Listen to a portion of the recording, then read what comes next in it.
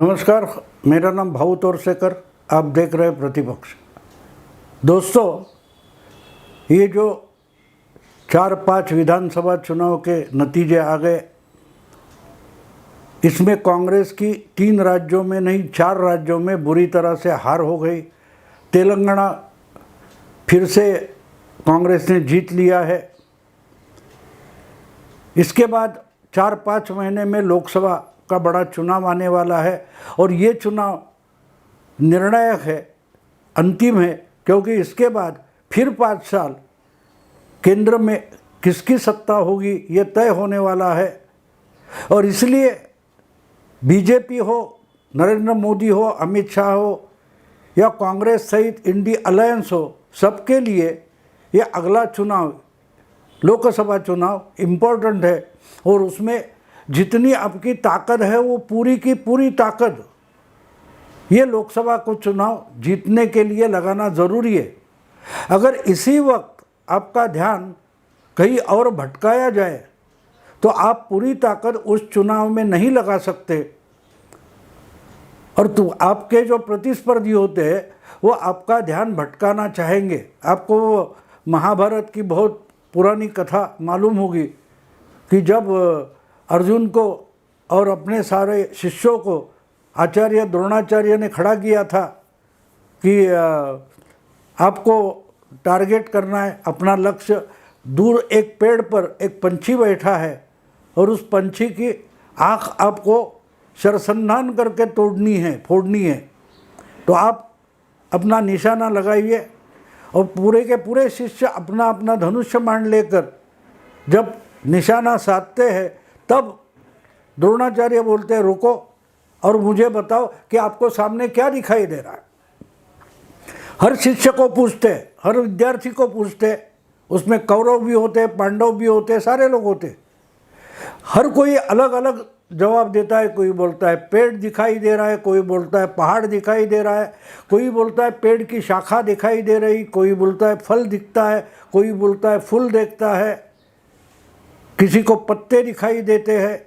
सिर्फ अर्जुन एक ऐसा होता है कि वो बोलता है कि मुझे सिर्फ उस पंछी की आँख दिखाई दे रही है। यानी लक्ष्य जो है वो क्लियर कट निशाना कहाँ लगाना है उस पर ही पूरा ध्यान अर्जुन का था। इसलिए द्रोणाचार्य के सबसे अच्छे विद्यार्थी या शिष्य धनुर्धर करके अर्जुन को माना जाता था। हाँ, वो एकलव्य की कथा अलग है, वो मैं इससे जोड़ना नहीं चाहता। लेकिन आपका ध्यान जब आप किसी मिशन पर निकलते हो, कुछ काम के लिए निकलते हो, तो आपका पूरा का पूरा ध्यान, यानी सबसे ज़्यादा ध्यान, प्राधान्य उस चीज़ पर होना चाहिए जो बात करने के लिए, जो काम करने के लिए आप निकले हो।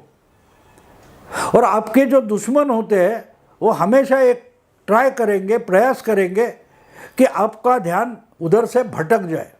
तो अगर अगला सबसे महत्वपूर्ण निशाना या लक्ष्य लोकसभा चुनाव है तो बीजेपी, मोदी, अमित शाह या राहुल गांधी, कांग्रेस, ये सब लोग हो, इंडिया अलायंस हो, इनका सबका ध्यान सीधे सीधे लोकसभा के चुनाव पर होना चाहिए। और हमको लोकसभा चुनाव जीतना है, इसके लिए ज़्यादा से ज़्यादा वोट हमको मिलने चाहिए और इस पर ध्यान होना चाहिए, ना कि और कहीं। और सिर्फ हमारा ध्यान लोकसभा चुनाव पर नहीं होना चाहिए। तो लोकसभा चुनाव जिस पर निर्भर है वो जो वोटर है, मतदाता है, उसको भी कांग्रेस को जिताने के लिए, बीजेपी को जिताने के लिए, इंडिया अलायंस जिताने के लिए कॉन्सेंट्रेट करना चाहिए, एकजुट करना चाहिए और पूरा ध्यान वहाँ होना चाहिए, ना कि और कोई रोना धोना इम्पोर्टेंट होता है। लेकिन 3 विधानसभा चुनाव में कांग्रेस की बुरी हालत हो गई, बुरी तरह से कांग्रेस हार गई। उसके बाद कांग्रेस के जो चमचे हैं और जिसको राहुल टीम भी बोला जाता है, जो ज़्यादा से ज़्यादा मीडिया में या यूनिवर्सिटी में बैठे हैं और बुद्धिजीवी माने जाते हैं, वो ना तो राहुल को मदद कर रहे हैं, ना इंडिया अलायंस को मदद कर रहे हैं, ना कि कांग्रेस या राहुल गांधी की मदद कर रहे, उल्टा कांग्रेस और इंडिया अलायंस का ध्यान बटाने का या भटकाने की कोशिश ये लोग कर रहे हैं, ऐसे मैं मानता हूँ। क्योंकि चुनाव का जो विश्लेषण ये लोग कर रहे हैं, जो मोदी के खिलाफ माने जाते हैं और जो राहुल के मददगार माने जाते हैं, उनका अगर हम विश्लेषण समझे 3 राज्यों के कांग्रेस के हार के बाद, तो ये बताना चाहते हैं कि मानो कांग्रेस की हार हुई ही नहीं है। हाँ, भले बीजेपी को तीनों राज्यों में फिर से बहुमत मिला है, सत्ता मिली है, 2 राज्य कांग्रेस के हाथ से निकल गए, फिर भी कांग्रेस हारी नहीं है। 1-2 तो हेडिंग मुझे अजीब लगे कि बीजेपी जीतकर भी हारी और कांग्रेस हार कर भी जीत गई। क्यों? तो 4 राज्य के जो टोटल वोट्स है उसकी गिनती देखे तो कांग्रेस की संख्या ज़्यादा है, कांग्रेस का परसेंटेज कम नहीं हुआ है। बात वो नहीं होती, हार हार होती है और जीत जीत होती है। और अगर आप थोड़ी भी फर्क से हार गए हो तो जीतने के लिए पूरी ताकत लगाकर अपना लक्ष्य साधना, निशाना साधना बिल्कुल ज़रूरी होता है। और इसलिए उस लक्ष्य के छोड़कर और कहीं ध्यान जाना ही नहीं चाहिए। लेकिन जो विश्लेषण मैं देख रहा हूँ, जो लोग 2 महीने पहले से 3 महीने पहले से ये 5 राज्यों का सेमीफाइनल है, उसमें बीजेपी और मोदी कैसे बुरी तरह से हारेंगे, इसका विश्लेषण बार बार कर रहे थे, वही उनका विश्लेषण फंसने के बाद, गलत साबित होने के बाद फिर और ध्यान भटकाने की कोशिश कर रहे हैं। और जिनको अगर पहले सेमीफाइनल का रिजल्ट पहले से बता रहे थे और वो गलत साबित हुआ, उसके बाद वो फिर लोकसभा की भविष्यवाणी कर रहे हैं, तो वो गलत तो बिल्कुल होगी। लेकिन एक बात होती है कि आपका ध्यान अगर कोई भटका रहा है तो उसकी तरफ मुड़कर भी मत देखो। मैं बार बार मेरे वीडियो में या विश्लेषण में चर्चिल के एक वक्तव्य का जिक्र करता हूँ। विंस्टन चर्चिल कहता है, घर से बाहर निकलोगे कहीं जाने के लिए तो रास्ते पर 4 कुत्ते भौंकेंगे, अगर वो भौंकते हैं तो उनको पत्थर मारकर भगाओ या उनके पास मुड़कर देखो, तो आप भूल जाओगे कि आप किस लक्ष्य की ओर निकले हो। हर कुत्ते को पत्थर मारने की ज़रूरत नहीं, उनके तरफ मुड़कर देखने की भी ज़रूरत नहीं, क्योंकि वो आपका ध्यान भटकाना चाहते हैं। यही हालत बिल्कुल आज राहुल गांधी की है, राहुल टीम की है। जो टीम आज राहुल को यानी राहुल गांधी को और कांग्रेस को और इंडिया अलायंस को कन्विंस करना चाहते कि भैया सेमीफाइनल में आप हारे नहीं हो, भले दिखाई दे रहा है कि बीजेपी जीत गई है, लेकिन इंडिया अलायंस या कांग्रेस हारी नहीं है, आपके वोट देखो। यही बात 2017 के दिसंबर में गुजरात चुनाव के बाद हुई थी। राहुल गांधी ने जोर शोर से प्रचार किया था, ये पूरी राहुल की चमचागिरी करने वाली टीम भी गुजरात पहुंच गई थी। राहुल गांधी को जनेऊधारी ब्राह्मण, हर मंदिर में जाने वाला श्रद्धालु बताया गया था। फिर भी बीजेपी ने सत्ता कायम की। हाँ, बीजेपी की सीट कम हो गए, थोड़े से वोटिंग परसेंटेज भी कम हो गए, लेकिन बीजेपी ने सत्ता गुजरात में कायम रखी थी। फिर भी क्या बताया गया, अरे ये तो राहुल का नैतिक विजय है। उसके बाद 2018 में इन्हीं 5 राज्यों के चुनाव हुए थे और उसमें 3 ही राज्यों में, मध्य प्रदेश, छत्तीसगढ़ और राजस्थान में कांग्रेस जीती नहीं थी। आज जैसा परसेंटेज वही था, थोड़ा इधर उधर हुआ था, लेकिन कांग्रेस जीत गई और बीजेपी हार गई, बिल्कुल थोड़े फर्क से। 2 राज्यों में यानी मेरा ख्याल है मध्य प्रदेश और राजस्थान में तो दोनों में आधे % का फर्क था। फिर भी देखो कांग्रेस जीत गई है, बीजेपी बुरी तरह से हार गई है, बीजेपी खत्म हो गई है। अभी लोकसभा में भी बीजेपी 19 में हारेगी। ये ध्यान भटकाना होता है। राहुल का नैतिक विजय हो गया, गुजरात में राहुल का नैतिक विजय हो गया, ये बोलते रहे, लेकिन असल में बीजेपी की जीत हुई थी। मध्य प्रदेश, छत्तीसगढ़, राजस्थान में बीजेपी की हार हो गई आधा 1% से, लेकिन लोकसभा में उन्हीं तीनों राज्यों में 65 में से 63 लोकसभा सीटें मोदी ने जीती थी। तो हारे क्यों? मैं मानता हूँ कि इस हार का कारण राहुल की वो टीम है, वो राहुल और राहुल के कांग्रेस पार्टी का ध्यान भटकाने की कोशिश करती है। मोदी नहीं हराते बीजेपी को। ये जो चमचे लोग इकट्ठा किए, चाटुकार इकट्ठा किए राहुल गांधी ने, कि उनकी गलतियों का भी समर्थन करते हैं। ये जो राहुल टीम है वो राहुल को हराती है। मोदी जी अपने जगह पर जो करना है वो करते हैं, अमित शाह अपना संगठन संभालते और उनको जीत मिल जाती है, क्योंकि वो जीतने की कोशिश में रहते हैं।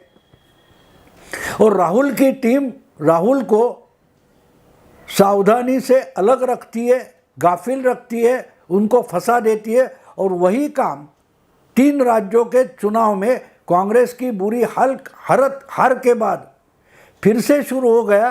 अब राहुल की टीम यानी ये चाटुकार लोकसभा में कांग्रेस को और इंडिया अलायंस को कैसे हराएंगे, इसकी रणनीति बनाने में जुट गई है। इसलिए एक नया नैरेटिव बनाया गया है कि कांग्रेस हारी ही नहीं। और ये कौन बोल रहा है? योगेंद्र यादव, जो खुद को सेफोलॉजिस्ट मानते हैं।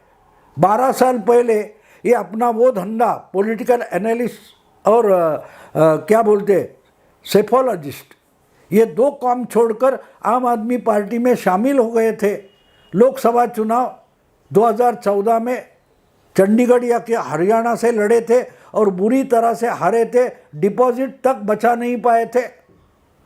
इनको चुनाव क्या समझता है ये मेरी समझ में नहीं आ रहा है। अगर 2019 की बात करें तो 2019 के चुनाव के नतीजे आ गए। उसके बाद सबसे पहली रिएक्शन योगेंद्र यादव की क्या थी कि कांग्रेस मस्ट डाई, कांग्रेस को मर जाना चाहिए। जब तक कांग्रेस मरेगी नहीं तब तक वैचारिक आइडियोलॉजिकल लड़ाई बीजेपी से नहीं हो सकती। और इसीलिए अगर बीजेपी से आइडियोलॉजिकल लड़ाई लड़नी है और जीतनी है तो उसमें कांग्रेस ये सबसे बड़ा अड़ंगा है और इसलिए कांग्रेस को मर जाना चाहिए। ये कौन बोल रहा था? ये योगेंद्र यादव बोल रहे थे। ये फिर अचानक वही योगेंद्र यादव राहुल गांधी की पदयात्रा में शामिल हो गए, शाहीन बाग के आंदोलन में शामिल हो गए, किसानों के कानून के खिलाफ जो आंदोलन चल रहा था उसमें आ गए, सीएए के खिलाफ खड़े हो गए। और आज वही योगेंद्र यादव बोल रहे कांग्रेस मरी नहीं है, कांग्रेस हारी नहीं है। तो आप समझ सकते हो कि ये कितने बड़े बदमाश है। जब खुद कुछ कर नहीं पाते, खुद की पार्टी से इनको, आम आदमी पार्टी से इनको धक्के मारकर निकाला गया, तो इन्होंने स्वराज इंडिया नाम का एक संगठन बनाया जिसमें प्रशांत भूषण इनके साथ थे। आज प्रशांत भूषण भी इनके साथ दिखाई नहीं देते। वो फिर कांग्रेस में शामिल होने से बचे हैं, खुद को कांग्रेस से नहीं मानना चाहते। इतनी ही बात है, वरना तो कांग्रेस मरनी चाहिए बोलने वाले योगेंद्र यादव आज कांग्रेस जिंदा रहनी चाहिए और कांग्रेस मरी ही नहीं, ये बात बता रहे हैं। तो ये एक नमूना है। पुण्य प्रसून वाजपेयी है, आशुतोष है, या कोई अजूत अंजुम है, ऐसे बहुत सारे अब यूट्यूबर्स बन गए या तो चैनल पर एंकर बनकर बैठे।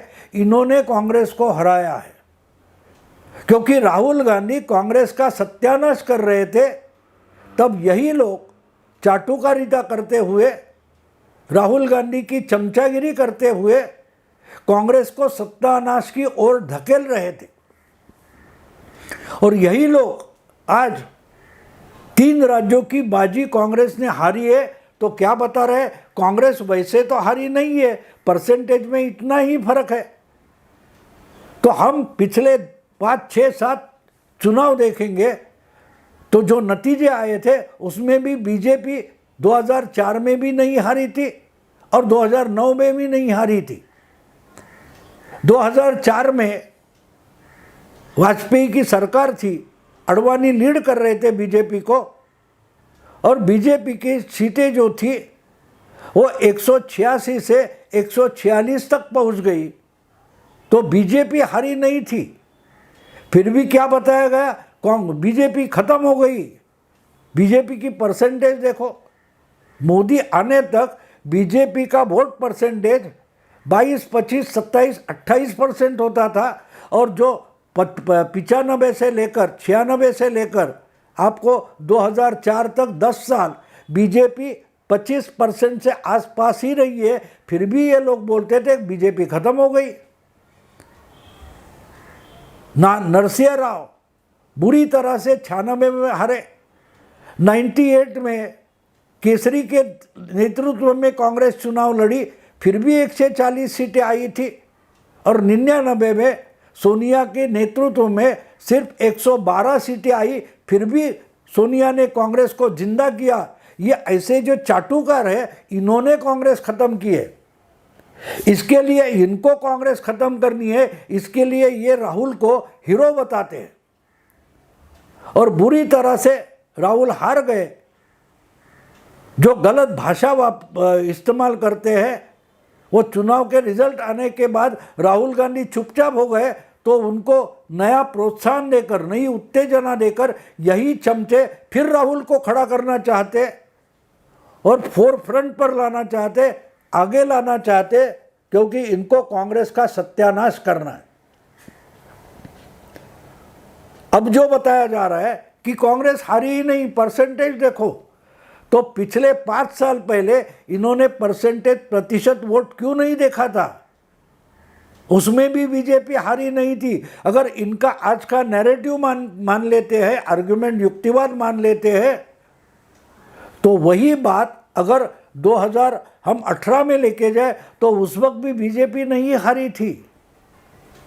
तो सवाल ये है दोस्तों, ये सब जो चमचे हैं वो जुट गए कि अभी अगले लोकसभा में कांग्रेस को और कितनी बुरी हार हम परोस सकते हैं, इसकी तैयारी जोर शोर से शुरू हो गई है। इनके नैरेटिव देखो कि जीत कर भी मोदी कैसे फंस गए। देखो 22 साल से ये लोग मोदी को बदनाम कर रहे हैं, लेकिन इनकी बदनामी से ना मोदी का नुकसान हुआ है, ना मोदी बदनाम हुए। हाँ, मोदी की पॉपुलैरिटी बढ़ते गई है। आप मोदी को जितना बदनाम करोगे उतनी मोदी की पॉपुलैरिटी बढ़ती है, और अगर मोदी का फायदा हो रहा है तो मोदी आपकी बदनामी से क्यों डरेंगे। कम से कम राहुल गांधी या कांग्रेस के जो कोई चाणक्य है वो एक बात समझ ले कि मोदी के बदनामी से, बीजेपी पर झूठे आरोप लगाने से चुनाव जीतना आसान नहीं है, बिल्कुल हारते जाओगे। बजाय बीजेपी और मोदी की बदनामी करने के, आप अगर अपना कुछ अच्छा काम करें, पॉजिटिव या सकारात्मक कोई एजेंडा लोगों के सामने लेकर आए, अगर मोदी जी ये दे रहे तो उससे भी अच्छा हम ये दे सकते हैं, ऐसा अल्टरनेटिव पर्याय अगर लोगों के सामने रखा जाए तो मोदी जी जरूर हारेंगे, जरूर हारेंगे। देखो 10 साल में अगर केसी चंद्रशेखर राव ने बुरा कुछ भी नहीं किया था, लोगों को बहुत रेवड़ियाँ बांटी थी, तो फिर भी अगर कांग्रेस तेलंगाना में जीतती है, इसका कारण चंद्रशेखर राव से और कुछ अच्छा हम कर सकते हैं, ये तेलंगाना की कांग्रेस की लीडर्स ने बता दिया, दिखा दिया। तो इसके लिए लोकसभा चुनाव में अगर बीजेपी से और मोदी से टक्कर देनी है तो ये झूठा एहसास खुद को ही उल्लू बनाने का, वो मुझे याद नहीं आ रहा है, एक फिल्म का देवानंद के गाना था, पल भर के लिए कोई हमें प्यार कर ले झूठा ही सही, 2 दिन के लिए कोई एतबार कर ले झूठा ही सही, इस ढंग से राजनीति नहीं चलती। ये जो राहुल गांधी प्रियंका वाड्रा, सोनिया गांधी और कांग्रेस ने अपने मीडिया के या बुद्धिजीवी क्षेत्र के चमचे इकट्ठा करके रखे हैं। ये दिखाते हैं कि नहीं, जनता आपसे प्यार करती है। तो उससे ये अंधेरे में रहते हैं, गाफिल रहते हैं और इनका ही यानी कांग्रेस का नुकसान हो रहा है। अगर बीजेपी को हराना है तो सच्चाई की साथ देनी पड़ेगी, सच्चे दिल से लड़ने के लिए मैदान में उतरना पड़ेगा। झूठे आरोप करके मोदी को नहीं हरा सकते। और इनके जो चमचे हैं, मैं बोल रहा हूँ, जिसको मैं राहुल टीम बोलता हूँ, ल्यूटियंस मीडिया की हो या सेक्युलर मीडिया की हो, जो राहुल टीम है वो उनको खुद को झुठलाने में खुश है और राहुल गांधी भी खुश है। तो अब ये काम में लगे कि हमने तो 3-4 राज्यों में कांग्रेस को हरा दिया, अब लोकसभा में कांग्रेस को कैसे हराएंगे, इसकी रणनीति बनाने में ये लोग जुट गए। आशुतोष, अजीत अंजुम, ये कोई और अभिसार शर्मा, इनको जरा सुनिए तो पता चलेगा। ये जोर शोर से कांग्रेस को हराने की रणनीति बनाकर उसका इम्प्लीमेंटेशन उन्होंने शुरू कर दिया। दोस्तों, अगर ये वीडियो आपको पसंद है तो लाइक कीजिए, शेयर कीजिए, सब्सक्राइब कीजिए। नमस्कार।